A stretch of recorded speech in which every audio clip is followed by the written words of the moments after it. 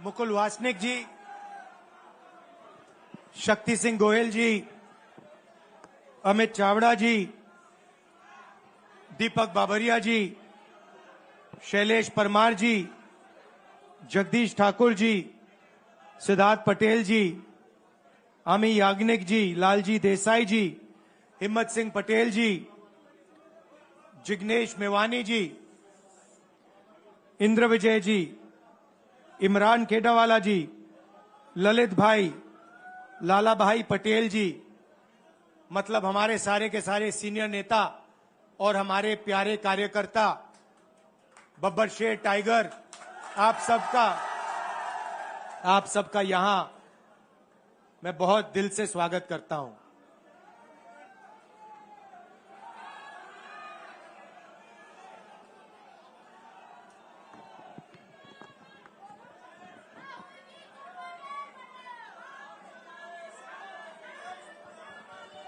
Parliament house में आपने देखा होगा कि अजीब सी बात है,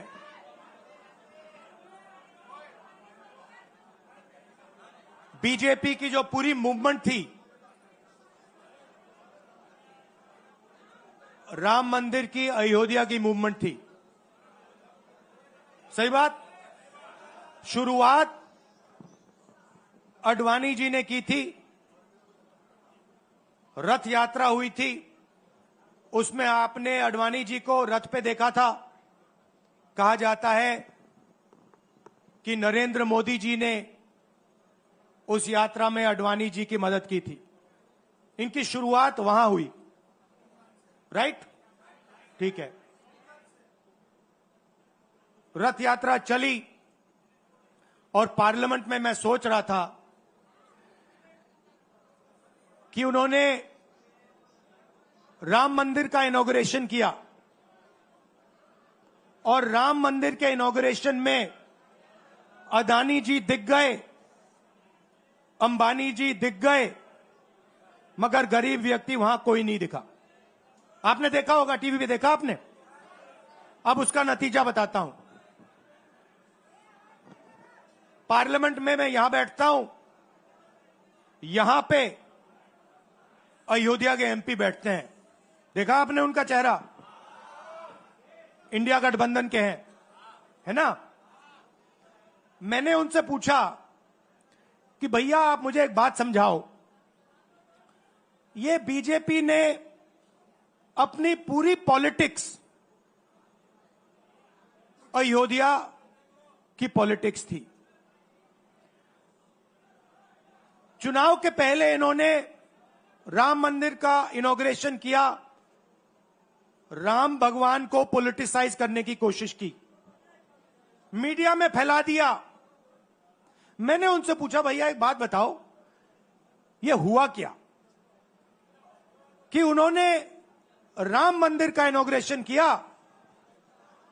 और इंडिया गठबंधन अयोध्या में चुनाव जीत गया, यह हुआ क्या? और मुझे जवाब उन्होंने दिया, मैं ये जवाब आपको देना चाहता हूं। उन्होंने कहा राहुल जी, मुझे पता लग गया था, तकरीबन 6 महीने पहले मुझे पता लग गया था कि मैं अयोध्या से लड़ूंगा, और जिस दिन मुझे पता लगा उस दिन मुझे यह भी मालूम था कि मैं सिर्फ लड़ूंगा नहीं, इंडिया गठबंधन अयोध्या से जीतने जा रहा है। मैंने कहा कि आपको कैसे मालूम? पूरी देश में, मीडिया में, सब जगह राम मंदिर का इनॉग्रेशन हुआ, तो आपको कैसे मालूम? उन्होंने कहा कि राहुल जी, जब मैं अयोध्या में लोगों से बात करता था तो मुझे अयोध्या के लोग सिर्फ 2-3 चीजें कहते थे। पहली बात कहते थे कि अयोध्या में मंदिर बनाने के लिए क्लीन अप करने के लिए बहुत सारे लोगों से जमीन ली गई, बहुत सारे लोगों की दुकानें, घर तोड़े गए, और आज तक जिन लोगों के घर छीने गए, तोड़े गए, दुकानें तोड़ी गई, आज तक उनको नरेंद्र मोदी जी ने कॉम्पनसेशन नहीं दिया। पहली बात, जहां भी वो जाता था लोग उनसे कहते थे हमारी जमीन छीनी गई, सरकार ने हमें मुआवजा नहीं दिया।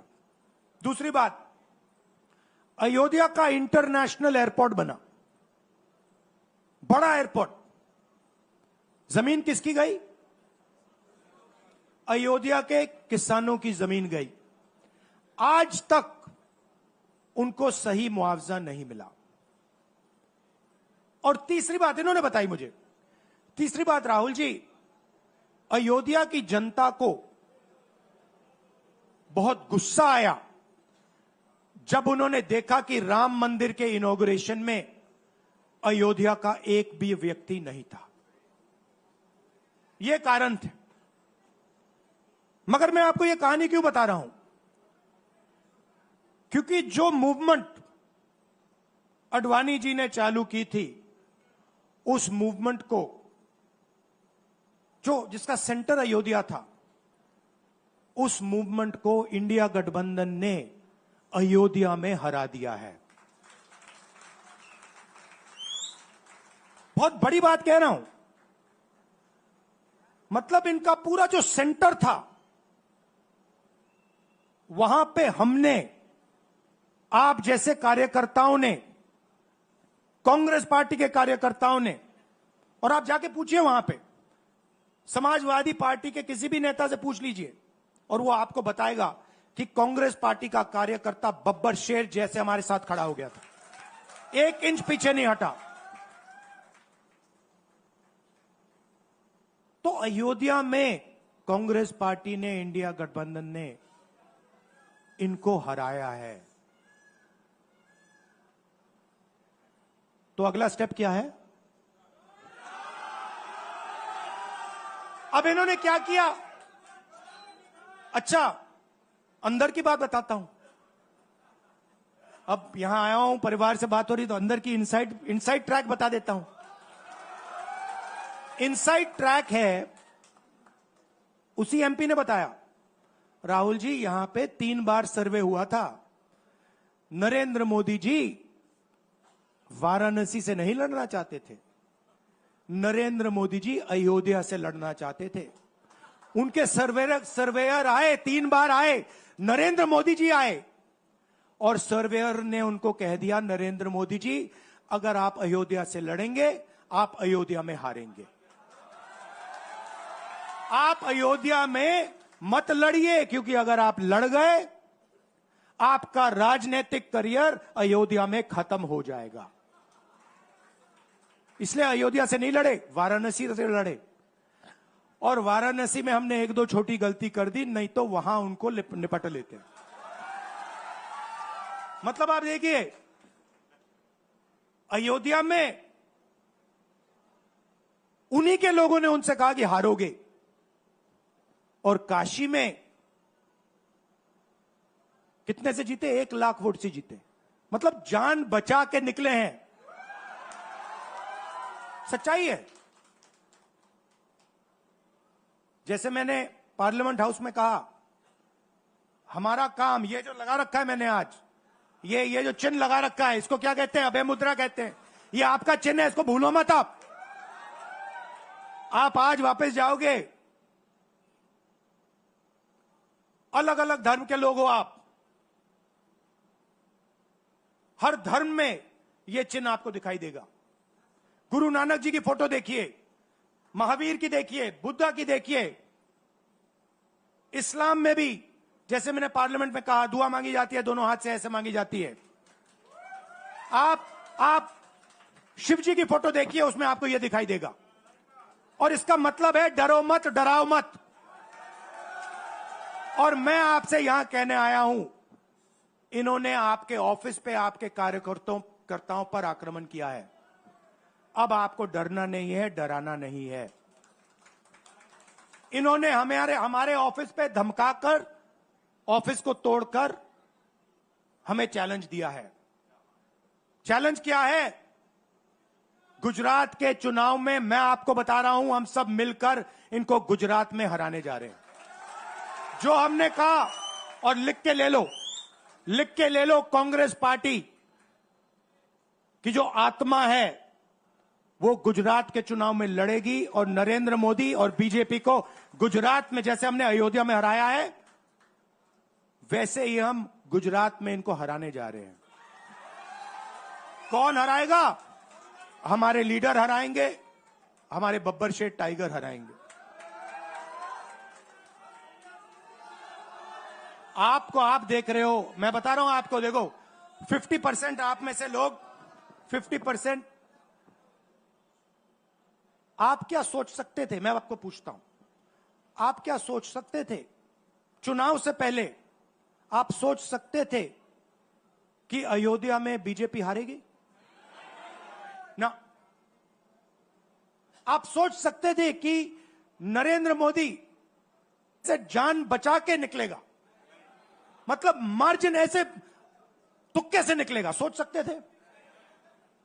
मैं आपको बता रहा हूं, जैसे ये अयोध्या में हारे वैसे यहां पे हारने जा रहे हैं।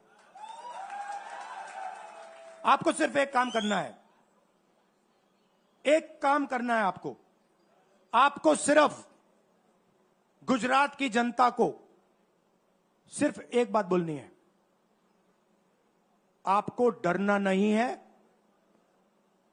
बिना डरे अगर आप बीजेपी से लड़ गए, चाहे आप किसान हो, मजदूर हो, छोटे व्यापारी हो, अगर गुजरात की जनता बिना डरे लड़ गई, बीजेपी सामने नहीं खड़ी हो पाएगी। दूसरा उदाहरण देता हूं। आप कांग्रेस पार्टी को जानते हो? जानते हो? हमारी पार्टी में कोई डरता है? कैसे मालूम? कैसे मालूम? हमारी पार्टी में दिल से बात कर देते हैं। बड़ा सा बड़ा हो, राहुल गांधी हो, हमारे पार्टी के लोग कहते हैं राहुल गांधी, मुझसे कहते हैं, मेरे कमरे में आके कहते हैं, राहुल जी ये जो आपने किया हमें अच्छा नहीं लगा। कहते हैं, मैं बता रहा हूं आपको, और मैं कहता हूं आपने सही बोला, इस बार मैंने ऐसे नहीं करना था, जो आप बोल रहे हो वैसे करना था। हम डरते नहीं है, ना हमारे कार्यकर्ता हमें बोलने से डरते हैं, ना हम अपनी कार्यकर्ता की बात सुनने से डरते हैं, ना हमारा कार्यकर्ता हमसे डरता है। अब देखिए, मैं आपको रियलिटी बता रहा हूं।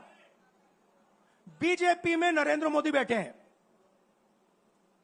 उनकी पूरी टीम बैठी है उनके सामने। मैं आपको इंटरनल बात बता रहा हूं, उनमें से कोई नरेंद्र मोदी को नहीं चाहता, मगर कोई नहीं चाहता, मतलब पूरी लीडरशिप टीम देख लो आगे बैठी है। मैं बता रहा हूं आपको, अंदर की बात बता रहा हूं, इनसाइड ट्रैक दे रहा हूं, कोई नहीं चाहता, मगर दम नहीं है, डरते हैं।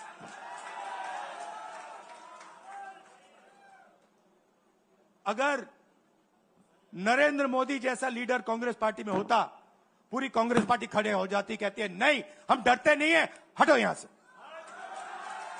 मगर उनकी पार्टी में दम ही नहीं है, उनके कार्यकर्ताओं में दम नहीं है। आप देखो ना, एक आदमी खड़ा है वहां पे, सबकी हवा निकल गई, मतलब कार्यकर्ताओं की हवा निकल गई, आरएसएस की हवा निकल गई, सारे लीडर्स की हवा निकल गई। सच बोल रहा हूं ना।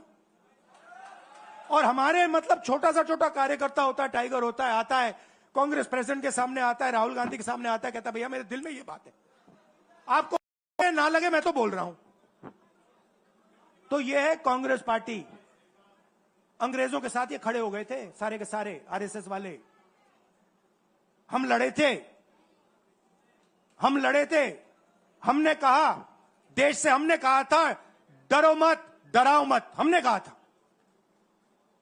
बीजेपी के लोगों ने हाथ जोड़ के कहा था भैया डर गए हम, जो करना है कर लो। तो आप अपनी हिस्ट्री समझो। जो डर की भावना होती है ना, वो आप में नहीं है, उनमें है। और इसी के कारण मैं आपको बता रहा हूं, कांग्रेस पार्टी गुजरात में जीतेगी और गुजरात से ही नई कांग्रेस पार्टी बनेगी। क्योंकि कांग्रेस पार्टी, मैं गहरी बात बोल रहा हूं, मैं ऐसी आलतू फालतू बात नहीं करता हूं। देखिए, कांग्रेस पार्टी बनी कहां थी? मतलब हमारे जो सबसे बड़े नेता थे, जिन्होंने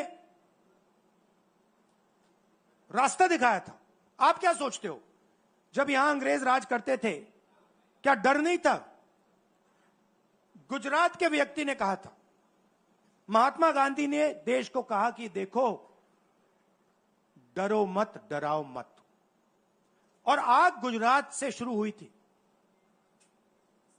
और आज अगर कांग्रेस पार्टी है, तो वो पार्टी, वो भावना, वो सोच गुजरात से शुरू हुई थी। इसीलिए जब इन्होंने हमारा ऑफिस तोड़ा, मैंने सोचा भैया मौका मिल गया, अब हम इनको सबक सिखाएंगे। जैसे इन्होंने हमारा ऑफिस तोड़ा, वैसे ही हम उनकी सरकार को तोड़ने जा रहे हैं। अच्छा, अब मैंने डरो मत की बात करी, मगर एक शिकायत भी है। एक शिकायत भी है। यह भी नहीं है कि कांग्रेस पार्टी गुजरात में कमियां नहीं है,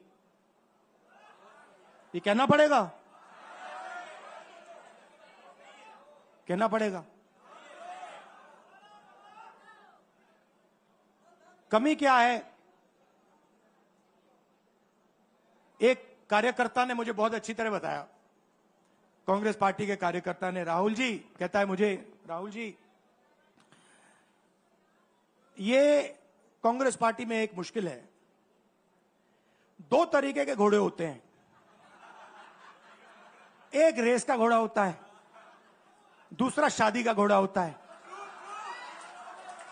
ये आप कभी कभी कांग्रेस पार्टी क्या करती है, रेस के घोड़े को शादी में भेज देती है और शादी के घोड़े को रेस में लगा देती है। तो उसने कहा ये आप बंद करा दीजिए, रेस के घोड़े को आप रेस दौड़ाइए और शादी के घोड़े को आप शादी में भेजिए। तो ये हमें गुजरात में करना है। जो रेस का घोड़ा है, जो तैयार है, दौड़ने के लिए तैयार है, उसको रेस में लगाना चाहिए। और जो हमारे शादी के घोड़े हैं, जो हैं, वो हैं, उनको हमें शादी में, बारात में नचा देना चाहिए। तो अब मेरा कहना है कि यह काम सीरियसली करना है। हम पिछले चुनाव में, आप भी जानते हो, मैं भी जानता हूं कि हम बीजेपी से पिछले चुनाव में नहीं लड़े थे, ठीक से नहीं लड़े थे। उससे पहले चुनाव में 2017 में हम 3 महीने कह लो, 4 महीने कह लो, 4 महीने 3 महीने हम लड़े और नतीजा आपने देखा। आपने देखा, गुजरात के सीनियर नेताओं ने मुझे बस में कहा, मैं बता रहा हूं आपको इनसाइड ट्रैक, मुझे बस में कहा कि राहुल जी, गुजरात में हमें 40 सीटें मिलेंगी। मैंने उनसे कहा 40 नहीं, हम चुनाव जीतने जा रहे हैं। और 16 सीट से हम चुनाव हारे। अब 3 साल है, 3 महीने में हम फिनिश लाइन तक पहुंच गए थे। 3 साल में हम फिनिश लाइन को, मतलब उधर पीछे छोड़ के निकल जाएंगे। मैं आपको यहां कह रहा हूं कि आप लोग गुजरात में कितने साल बाद, 30 साल हो गए, 30 साल हो गए। मैं आपको बता रहा हूं, मानो ना मानो, आप में से 50% अभी मान रहे हैं और 50% कह रहे हैं नहीं भैया नहीं होगा। जो 50% मान रहे हैं, मैं आपसे बात कर रहा हूं, जो 50% मान रहे हैं, मैं आपसे बात कर रहा हूं। आप लड़ जाओ, और ये बाकी 50% बैठे हैं, उनकी माइंड बदल दो, नैया पार हो जाएगी, सरकार बन जाएगी। और मैं आपसे कहना चाहता हूं कि एआईसीसी की टीम, राहुल गांधी, मेरी बहन, सारे के सारे सीनियर लीडर आपके साथ यहां खड़े होंगे, आपके साथ मिलकर इनकी सरकार को तोड़ेंगे। आपने बहुत सहा है, बहुत लाठियां खाई हैं, बहुत अपमान हुआ है आपका, गालियां खाई हैं आपने, अब बहुत हो गया। अब इनको हमें सबक सिखाना है और हम इनको हराने जा रहे हैं। और नफरत से नहीं, मोहब्बत से आप देखना, मोहब्बत से हम इनको हराएंगे। कैसे? क्योंकि नरेंद्र मोदी जी का जो विजन था, वो गुब्बारा जो था वो फट गया है, फटाक से वो फट गया है। आप सोचिए, पार्लियामेंट हाउस में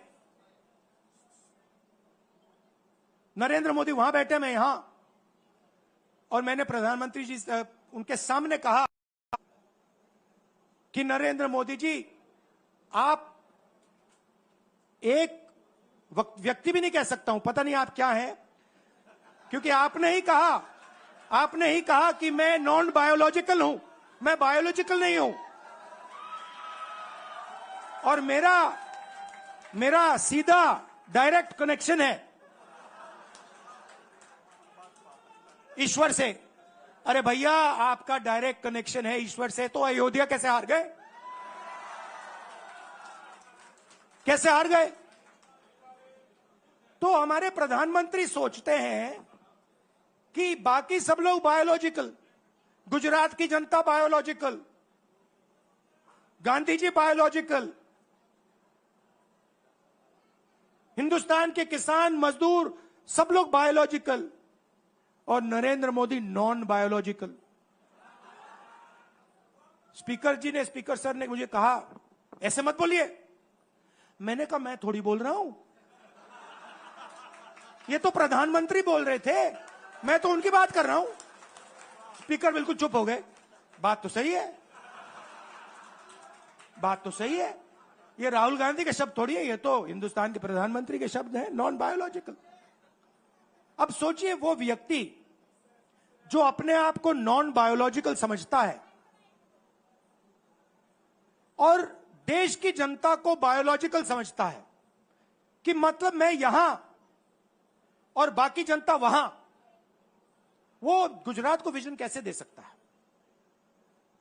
जो किसानों का दर्द नहीं समझ सकता, मजदूरों का दर्द नहीं समझ सकता, डायमंड इंडस्ट्री में जो काम करते हैं उनका दर्द नहीं समझ सकता, नॉन बायोलॉजिकल व्यक्ति वो गुजरात को कैसे रास्ता दिखा सकता है? नहीं दिखा सकता। तो अब आपका काम है गुजरात को विजन देना, गुजरात के युवाओं को, किसानों को, मजदूरों को, माताओं बहनों को विजन देना कि भैया हम आपके लिए ये करने जा रहे हैं। आपने हमारा मैनिफेस्टो देखा? हिला के रख दिया था बीजेपी को, आपने देखा? वैसा मैनिफेस्टो बनाना है गुजरात के लिए। गुजरात की जनता से मिलकर 1 लाख लोगों ने हमारा मैनिफेस्टो बनाया था। वैसे ही हम गुजरात में लाखों लोगों से पूछकर अपना मैनिफेस्टो बनाएंगे, गुजरात को विजन देंगे, और फिर चुनाव पूरा दम लगा के लड़ेंगे, और यहां इनकी जो सरकार है उसको तोड़ के हटप्परे कर देंगे। आप सबका दिल से धन्यवाद। आखिरी बात मैं कहना चाहता हूं, यहां जगन्नाथ यात्रा हो रही है, आप सबको, और जो यात्रा में भाग लेंगे, आप सबको शुभकामनाएं देना चाहता हूं, और दिल से प्यार देना चाहता हूं। आप सबका दिल से धन्यवाद। नमस्कार, जय हिंद।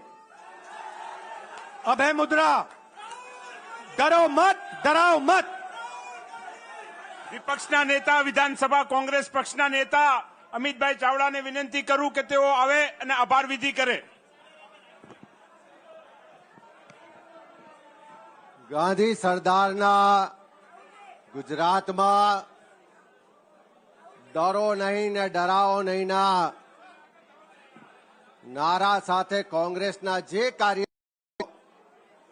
કોંગ્રેસની વિચારધારા સાથે આ ગુજરાતના લોકો માટે લડી રહ્યા છે, સંઘર્ષ કરી રહ્યા છે, એવા તમામ કાર્યકરોનો હોંસલો બુલંદ કરવા માટે ગુજરાતમાં અગ્નિકાંડ હોય, મોરબીના બ્રિજના પીડિતો હોય, સુરતના તક્ષશિલા કાંડના પીડિતો હોય, વડોદરાના મૃતકના પરિવારજનો હોય, એવા તમામ ગુજરાતમાં જેને અન્યાય થાય છે, જેની પર અત્યાચાર થાય છે, જેને ન્યાય માટે લડત લડે છે, એવા તમામ પરિવારોને સથવારો આપવા માટે એના લડતમાં કોંગ્રેસ એની સાથે છે એ વિશ્વાસ આપવા માટે કોંગ્રેસના કાર્યકરો ને આવનારા સમયમાં લડીશું ને જીતીશું એના માટે વિશ્વાસ સાથે એક તાકાત પૂરી પાડવા માટે જનનાયક રાહુલ ગાંધીજી આપણી વચ્ચે પધાર્યા છે ત્યારે આપણે સૌ ગુજરાતી વતી એમનો ખૂબ ખૂબ આભાર વ્યક્ત કરીએ છીએ. રાહુલજીને પણ આપણે વિશ્વાસ આપીએ છીએ કે તમે જે દેશની પાર્લામેન્ટમાં વિશ્વાસ અપાયો છે કોંગ્રેસનો એક એક કાર્યકર, એક એક ગુજરાતી જે આવનારા સમયમાં ડરો મત ના નારા સાથે જે લડાઈ લડવાનો છે એની સાથે મક્કમતાથી કોંગ્રેસનો કાર્યકર પણ લડશે. ફરીથી આપણા સૌના તરફથી રાહુલજીનો ખૂબ ખૂબ આભાર માનીએ છીએ કે કોંગ્રેસના કાર્યકરોનો હોંસલો બુલંદ કરવા માટે અને ગુજરાતના લોકોના દુઃખમાં ભાગીદાર થવા માટે અને આવનારા સમયમાં લડત માટેનો એક એલાન કરવા માટે, હોંસલો આપવા માટે આપણી વચ્ચે આવ્યા છે ત્યારે આપણા સૌના તરફથી રાહુલજીનો ખૂબ ખૂબ આભાર, ધન્યવાદ.